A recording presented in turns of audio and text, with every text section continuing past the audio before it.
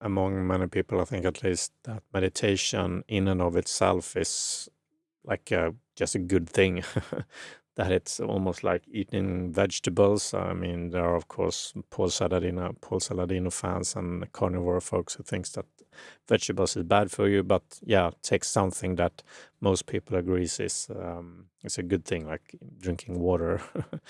There's almost nothing people agree with anymore. But yeah, so meditation is by many people, definitely in the spiritual community, seen as something that is good, and almost the more you do it, the better. And there's not a lot of talk about the detrimental or possible detrimental effects that it can have, or harmful effects.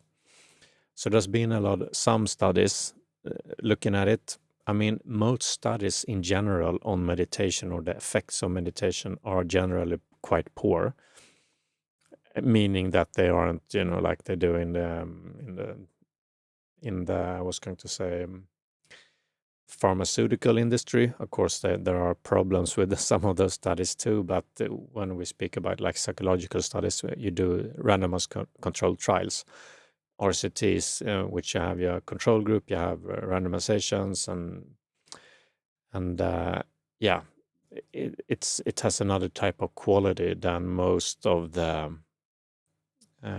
studies that have been done on meditation. They're normally not randomized.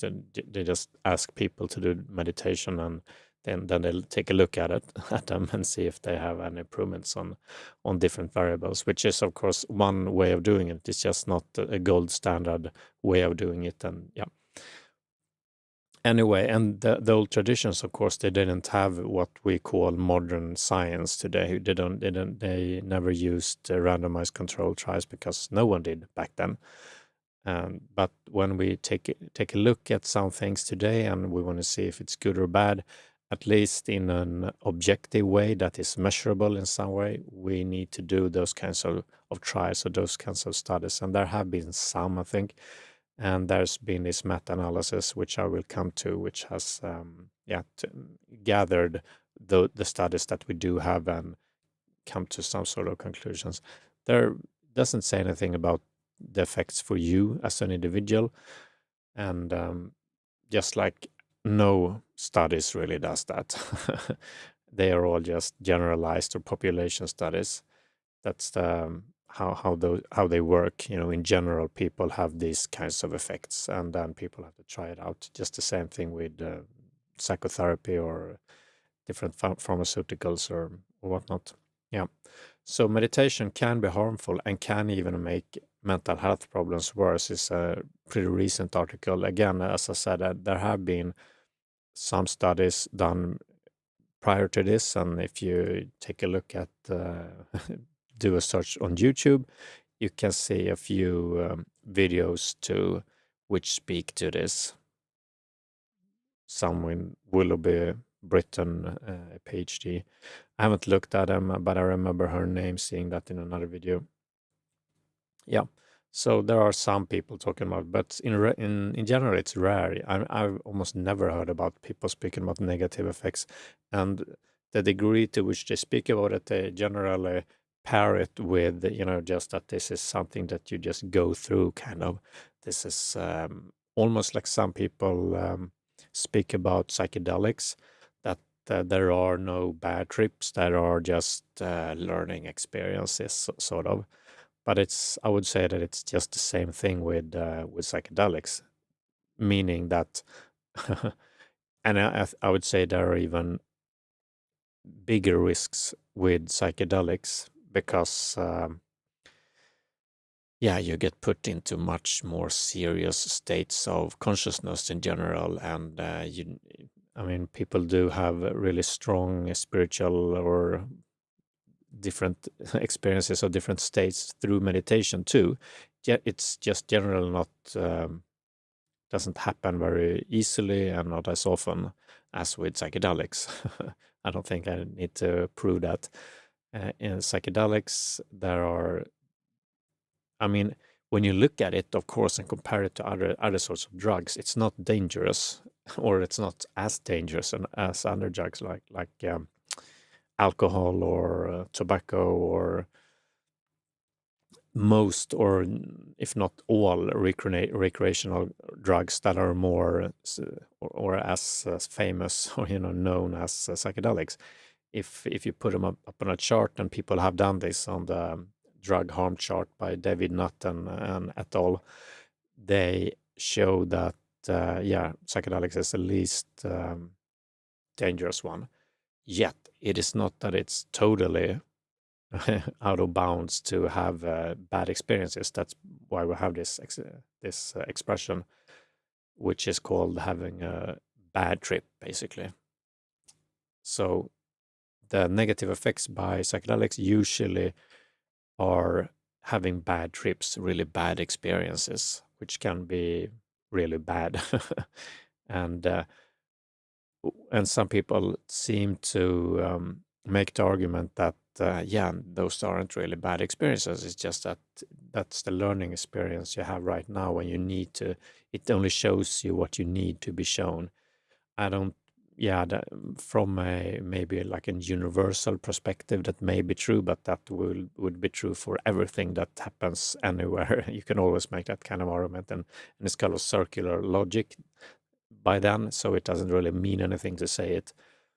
I think if we again take the approach of having sort of measurable outcomes, and if people have symptoms, for example, and you look at it over time and see if those lessen or worsen, we can see that for some people, psychedelics or psychedelic assisted psychotherapy especially seem to have looks promising, but also anecdotal evidence seems that many people experience great relief from it, for sure. Yet it's not that way for everyone, and I think if we take a good look at it, even this is true even for psychotherapy, even for like very regulated psychotherapy like cognitive behavioral therapy, it is also not doesn't work for everyone. For one, you don't. Many people don't get any result from it either way, so they're neither better nor worse. But I think it's around 10% in general get worse from it, and not just as however you want to look at it. Even in psychotherapy, we have this thing that, especially if you do some sort of very exposure therapy or trauma focused exposure therapy, then you would expect to actually get more worse symptoms. The idea is that you over time build up, that you habituate to that kind of stimulus, to that exposure, and your symptoms will improve over time. That is the idea, and it works for some people, but for some it doesn't. And again, other times of psychotherapy also makes the situation worse, so to speak, makes the symptoms worse. And that's just a fact of life. Just like medicines also aren't great for everyone. So psychotherapy, that's true for, and psychedelics, it's also true for. I don't know if there's studies showing that, but it's just, I think it's obvious that it's the case. And especially if you take into account, set and setting, you can have really bad settings and really bad experiences. And to say that, that's just whatever someone do to rationalize those experiences to make them sound like it was supposed to happen. Yeah, that was supposed to happen, of course, just as everything everywhere was always supposed to happen in a way, but it doesn't make any sense to seek those experiences.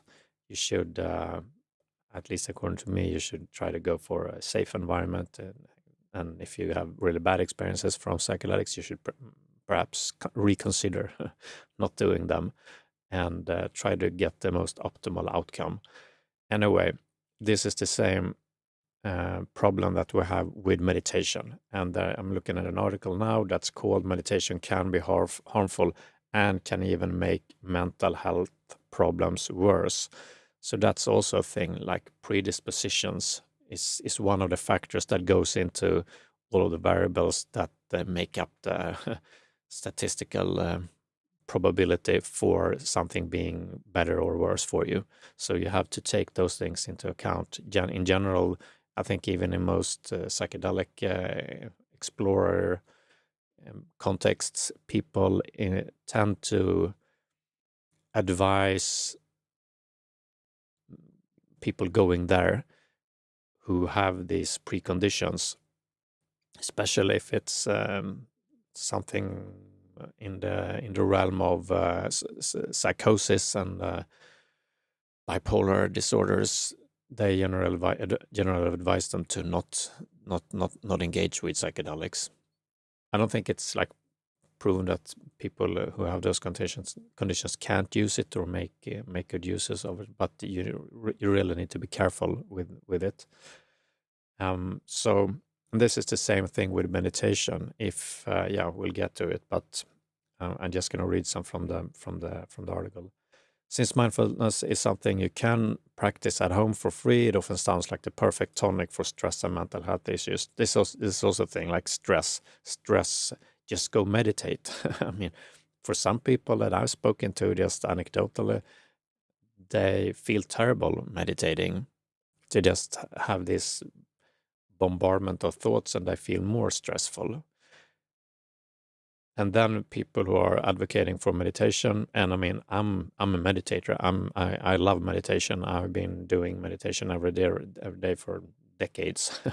So I love it. For me, it is working. I never tried to use it to mediate stress or anything like that. I just did it to have what they call an awakening experience, to wake up, to get enlightenment. But so people think that it's good for stress, and it can be for some people. But for others, it isn't. It isn't the best, and it's definitely not the best tool. There are tons of tools that you can use to relieve stress. Taking a nap, for example, maybe that's better, or just do some relaxing exercises, take a bath, listen to music, whatever makes you relaxed, or train breathing in a certain way to make you feel relaxed. And that's something you can use in other situations too. So this idea of, and meditation wasn't, even this is the same thing with Patanjali's yoga or yoga in general. It isn't, it isn't a practice to, get limber or stretch or become calm or anything like that. It's a way of waking up. All these old ancient traditions, mystical traditions have created practices for you to go through this experience that they called by many names, enlightenment, moksha, theosis, nirvana, fanaa, peace at passive understanding, and that's a very specific thing. And it's not about even feeling good. It's not about relieving stress. It's not about becoming limber. It doesn't have anything to do with that. It may have some effects to that nature. Definitely people who go through a spiritual awakening, it's both good or bad. Again, it's many people go through what's called the dark night of the soul, but it's also in a way, and dark places. They go to dark places, just as in psychedelics. With psychedelics, it generally, I think, and in many cases, you turn up on the brighter side. And definitely for people again going through a true spiritual awakening, they do end up in a place where there are, in general, less anxious, less afraid, less troubled by worries that they used to have.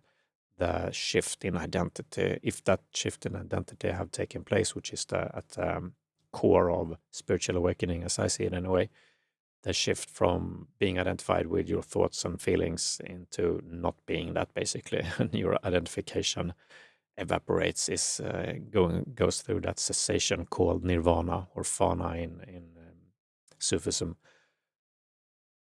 That makes you just, you feel great. Basically, most people do, at least, and it's really helpful in that way. But just sitting down meditating for like 10 minutes to relieve stress, that's a whole other thing. It's not even geared towards awakening. So again, what are we using it for? What is the purpose of it? And Is it working for us? Are there better tools to use?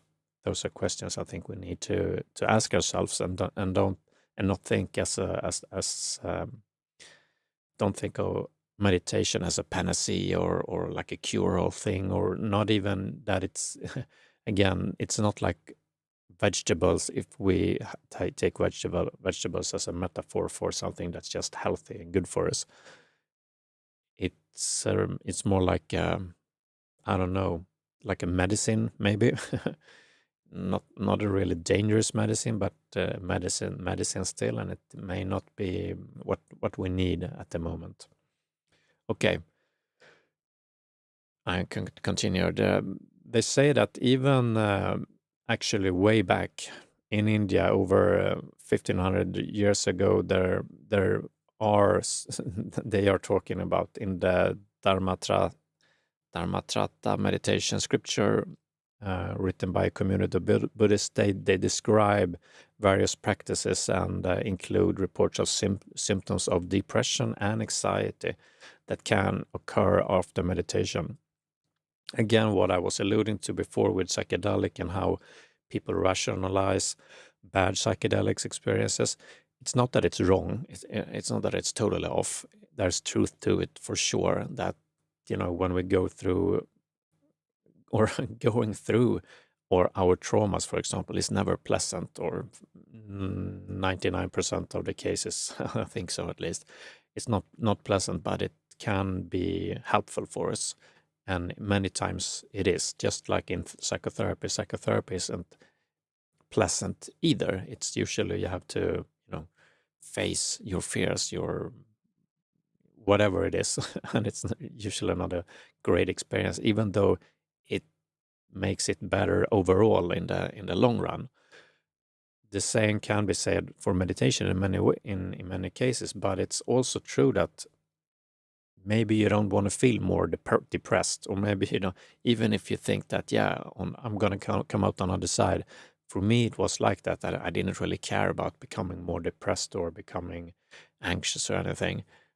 To me, everything was felt or also intuitively for me like a part of the process, and knowing that there is something called the dark night of the soul. So for me, it was pretty not easy, but easy in terms of I just wanted to go to keep going. But in retrospect, of course, many times even during it, I felt like, wow, if I knew that it would be this hard, I'm not sure I would have I would have proceeded as I did. So there are these risks associated with both, like walking on the spiritual path and searching awakening and enlightenment, but also just doing meditation in general. And there may be other practices, at least if you're just wanting to relax more, feeling less depressed or less anxious, where meditation isn't necessarily the best thing. Okay. It also details cognitive anomalies associated with episodes of psychosis, dissociation, and depersonalization. Okay, in the past 8 years, there have been a surge of scientific research in this area, so that's good. These studies show that adverse effects are not rare. They say, in a large study, they show that over 10% of participants experienced adverse effects, which had a significant negative impact on their everyday life and lasted for at least 1 month. So, sort of similar to psychotherapy, around 10% had significant negative negative impact on their everyday life, adverse effects, and significant negative impact. So that's not a good thing, and that's almost no people teaching meditation speaks about this.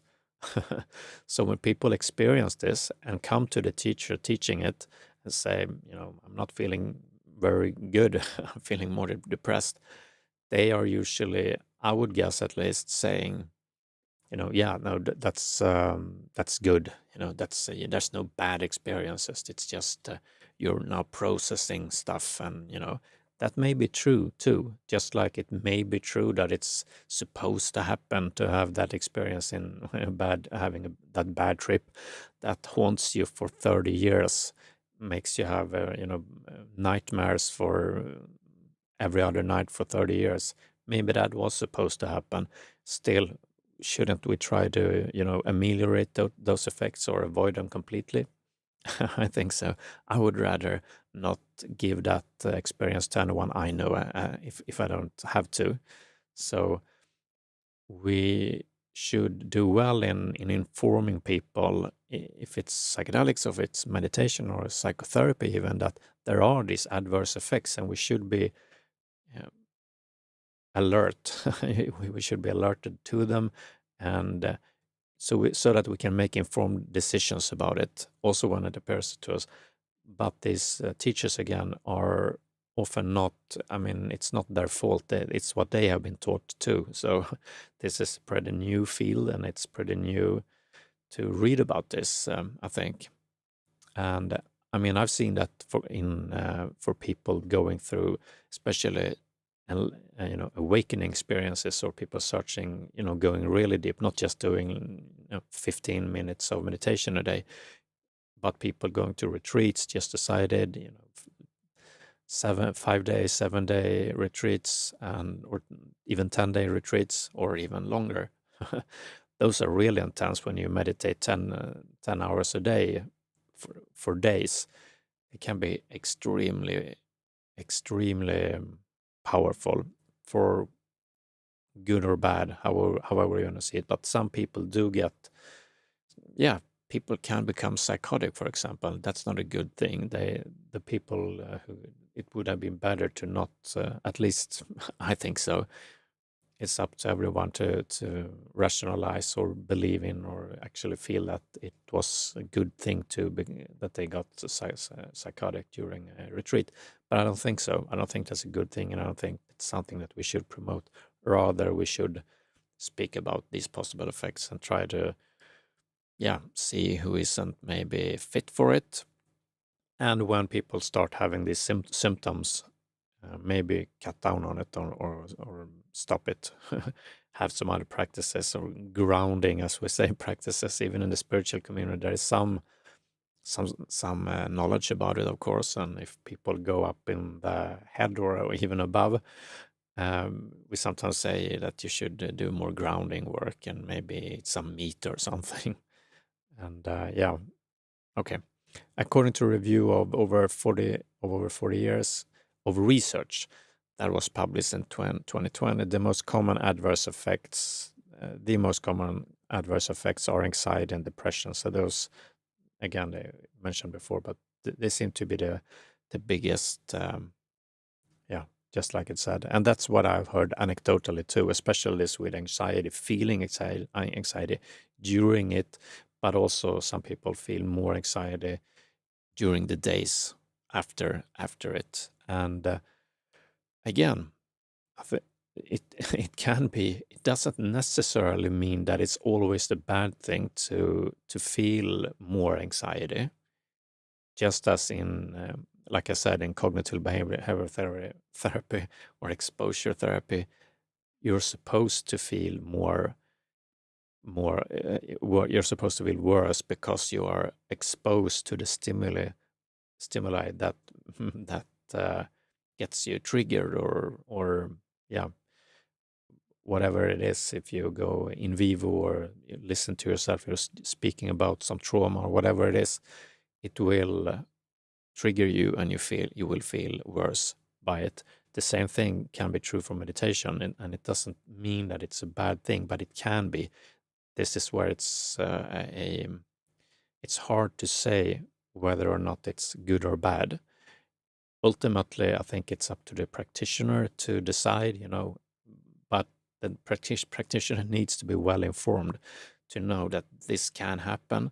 And if you stop, and that's true for exposure therapy too, if you stop doing it, you will start to feel better, but you won't make as much progress. But we don't know if you're gonna make that progress. You may just end up in a pool of sweat and anxiety. It isn't. Many people don't have the strength to go through it, and it's not. I mean, it's not that you are someone is strong, and some people are just doesn't work for them basically. Okay. These are followed by psychotic or delusional symptoms, dissociation and depersonalization, and fear or terror. So all these are symptoms or states that we can end up in through meditation. No one is getting told this basically, or no, I wouldn't say no one, but it isn't common. It isn't common, and I don't think it's common among practitioners nor teachers. And I think we would do well in making it more common. Okay, so research also found that adverse effects can happen to people without previous mental health problems. Okay, to those who have only had a moderate exposure to meditation, and they can lead to long-lasting symptoms. That is definitely not something that that is usually known, or that is in the larger consciousness or in the spiritual circles. I don't think so. And I think many people don't even, I'm really speaking for other people here, but I think many people, if we were to tell them this, they wouldn't even believe it or make up again the sort of rationalization that, yeah, but this is this is what's supposed to happen. They just need to go through this. And again, I think there's truth to it to some extent, but not fully. And to the degree that we know about these things, we know the problems or implications or possible negative effects, side effects, the harmful effects of meditation, we should inform practitioners engaging in those kinds of activities so they can make, again, informed decisions and realize that it's not uncommon to feel like this. For me, it was actually helpful because I'm so soaked in spirituality and spiritual books, and I was almost feeling happy when when I got more depressed or had more. I didn't feel anxiety, but more. Yes, actually, some maybe, because to me, finally, things are starting to shift. Things are starting to. Something is happening. Something is moving. This may be the dark night of the soul. So for me, having those, knowing about those effects helped me in, so if I hadn't known about it, I think I would have, still I wouldn't have known maybe why I felt like that, because no one had told me. Yeah, might sound contradictory with me knowing about the dark night of the soul, yet not having been told about it. Yeah, okay. I hadn't been told about it. I read it, so yeah. So there are instances of this in some traditions, like the Dark Night of the Soul in the Christian tradition, and there are similar things in Zen Buddhism, for example, and Advaita Vedanta and Sufism and Kabbala and whatnot.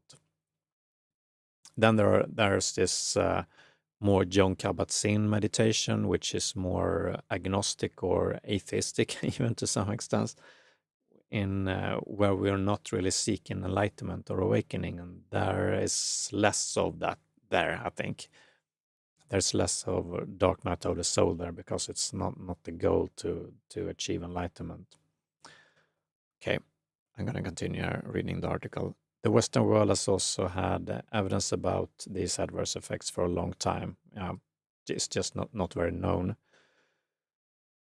Okay, there's evidence that mindfulness can benefit people's well-being. Sure. So that's good. That's a good thing. And the problem is that mindfulness coaches, videos, apps, and books rarely warn people about the potential adverse effects. Again, I really agree with that. These, there are apps, there are videos online, and almost no one speaks about the potential adverse effects, and for many people there aren't. Again, it's just 1 in 10, for example. But 1 in 10, if it's brought to millions, yeah, that's a lot of people, and I wouldn't know why they are feeling more anxious or more depressed. And yeah, so it's really yeah, it's not a good thing to not tell the practitioners how it is, the truth. And the truth is, again, it's not known to many of these teachers, but it's starting to become. Okay, so then there's also this idea about I was speaking to. We have Zen Buddhism and doing, going on these retreats and all of that. It's geared towards waking up. It's not mindfulness training where you're supposed to become more stress free and maybe but better at focusing on things. I'm not sure what it's what it's about, but they speak about it here as if it's a capitalistic spirituality, according to Ronald Purser, and in the book Mac Mindfulness, because it's become a big, like they say, capitalistic spirituality. It's an industry, and they mentioned Jon Kabat-Zinn.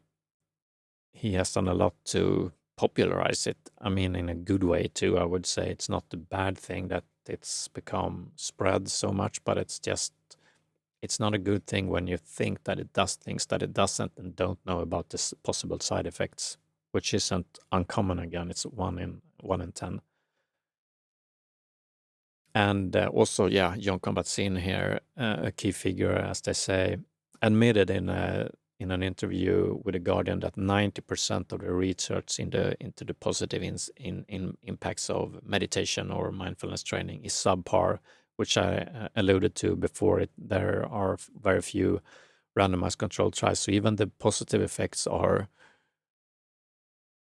not very clear in many ways, actually. So again, other types of tools may be much better for someone who's just wanting to feel more calm or more relaxed or focusing better. That has never been my goal. I never cared about those things. But many people in the general population, I think, are doing meditation because of those very things. And it's, and the evidence for it is basically, it's not that it's not there at all. It's just not that strong. And there are adverse effects too. Okay, I'm looking at it. Who are okay? Yeah, so there are there are these big words about meditation and people thinking that if just a lot of people start meditating, we're gonna have these great effects on society. Apparently Jon Kabat-Zinn suggests that mindfulness meditation can eventually transform who we are, and this is a quote here, who we are as human beings and individual citizens, as communities and societies, as nations and as species. This is more about, I think, awakening or realization, those kinds of things. But even those things, even that thing, it does transform you as a human being for sure, at least on the inside. Maybe not in your exterior behavior in many ways. I think who's Jeffrey Martin's research, that's it's not super research either, but it's the best we have, and it's definitely very interesting, and it's well done in many ways. He says that he has been looking at people going through spiritual awakenings, getting this enlightenment awakening, having this shift in identity. And apparently most of them aren't really changed in terms of their behavior in their day-to-day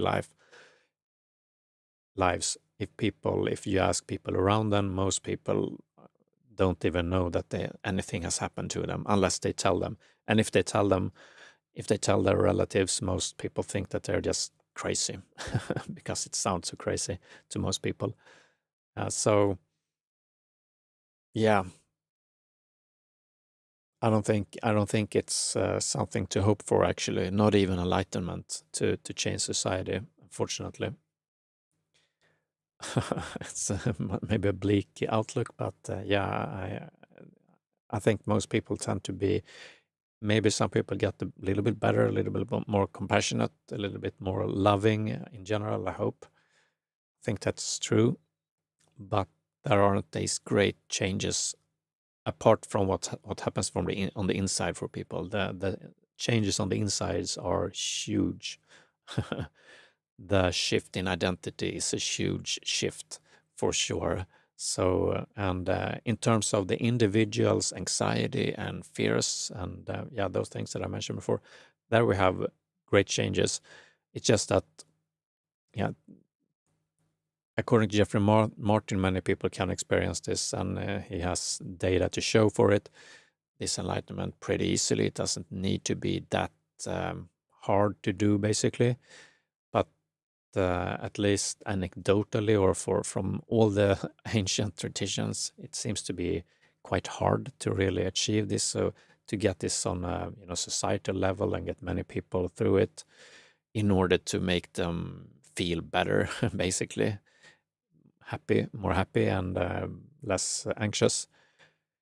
Yeah, I don't think that's a great road to take unless we have really good practices that makes that transition easy and sort of quick and accessible, which is what Jeffrey Martin is trying to do. I just don't think we're there yet.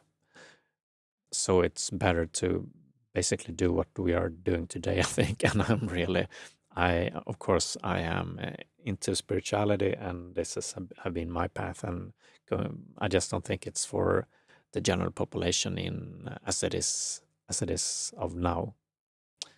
Okay, maybe that's for another video. The religious-like enthusiasm. This is from the article again. For the power of mindfulness to change not only individual people, but the course of humanity is common among advocates. Yeah, it is. Even many atheists and agnostics who practice mindfulness believe that this practice has the power to increase peace and compassion in the world. Yeah, I doubt it, but yeah. Media discussion of mindfulness has also been somewhat imbalanced. Okay, not that interesting. Okay. Its results show that mindfulness failed to improve the mental well-being of children. It was like a really big study of, because many people speak about it, let's teach children to meditate. And they did a big study here, more than 8,000 children, ages 11 to 14, across 84 schools in the UK. The results show that mindfulness failed to improve the mental well-being of children compared to a control group, and may even have had detrimental effects on those who were at risk for mental health problems. Jesus Christ, that's not a good outcome for sure. So we have this. It's not like eating healthy. Meditation isn't just like eating healthy. I think I don't know. I don't know. It definitely doesn't seem like it, at least. I think it's great for many people, and it's definitely helpful, even for anxiety and things like that. It's just for the general population, it's not I wouldn't even say a cure-all. I would say it's not even good. One in 10 again seems to have negative effects from it, and yeah, I don't know how much it really does. These children apparently didn't have any real positive effects, as it seemed. I'm actually surprised that there were it failed to improve the mental well-being of children compared to a control group. Okay, so no effects, and if we have something that takes time and effort and a lot of things, and it has no effects. I mean, this is just a study, and yeah, I would definitely be interested in seeing more of that kind. But if we don't see progress or positive outcomes, we shouldn't do it, of course, even if we're invested in it like I am. I'm not, but I'm not invested in it like this. I'm just invested in it for myself and for people who are, if you are, into awakening, enlightenment. I think it's, yeah, there's a reason why all these mystical traditions have recommended doing those types of spiritual practices called meditation, different kinds of meditations that is, been taught throughout millennia. But that's a specific thing. Just like if you have a medication for a specific thing, it's not something medication that you start giving to everyone and thinking that medication. I think it's the same with psychedelics. I see people believing that. I think even I did for for a while when I was in Peru. That this can be cured. This is if this can spread through the world and everyone. If Trump took psychedelic or whatever, we would have a new world. But there are, I even knew that back then, that there are a lot of shamans who are, really bad people, and they do ayahuasca many times a week usually. So it's not. That's not a proof or anything, but I think it's just the same as medication, just as meditation. I think psychedelics is also just something that it works for some people. For some people, it's going to be great, the perfect thing for them. For others, it's not going to be great. And for the large majority, probably not either. It's just going to be a certain individuals that will benefit from it, like with all kinds of medications. It's generally is just for a select few. And by few, I mean maybe, I have no idea, 20% of the population could maybe benefit from it. So that's a lot. That's a lot of people for sure. But it's not a cure-all for humanity. There isn't. We don't have a cure-all for humanity. I don't. What would that be? Okay, ethical implication. Is it ethical to sell mindfulness apps, teach people meditation classes, or even use mindfulness in clinical practice without mentioning its adverse effects? No, I don't think it is. I think you should mention it.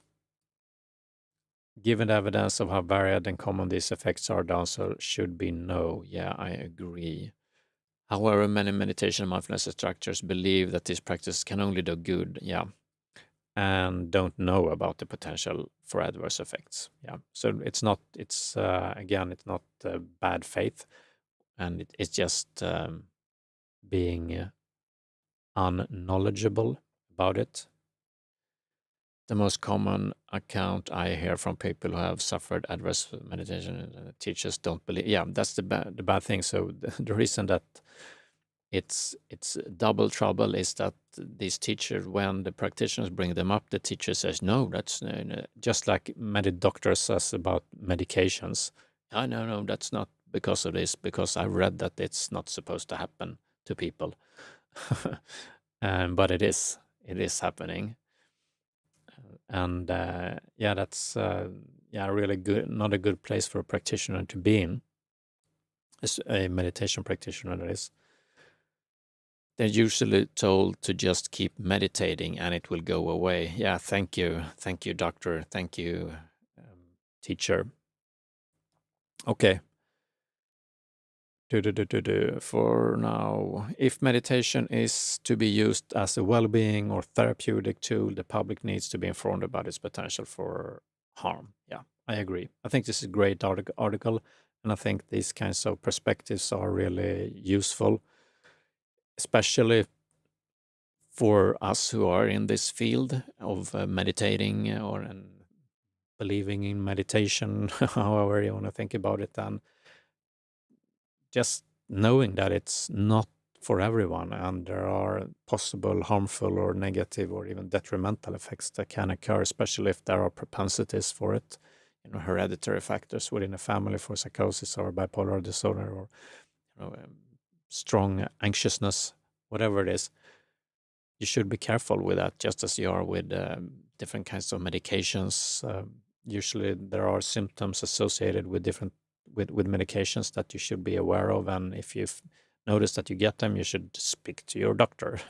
And it's just as here, that here usually the doctor is the meditation teacher who doesn't know about them or have been taught that there are no problems, and yeah, and he or she or whoever the pronoun she goes by says that yeah, will say that no, this is just in your mind, or you should just work harder, work harder, and it will solve itself.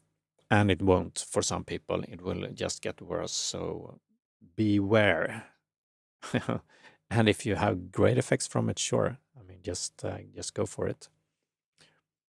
Okay, so that was it.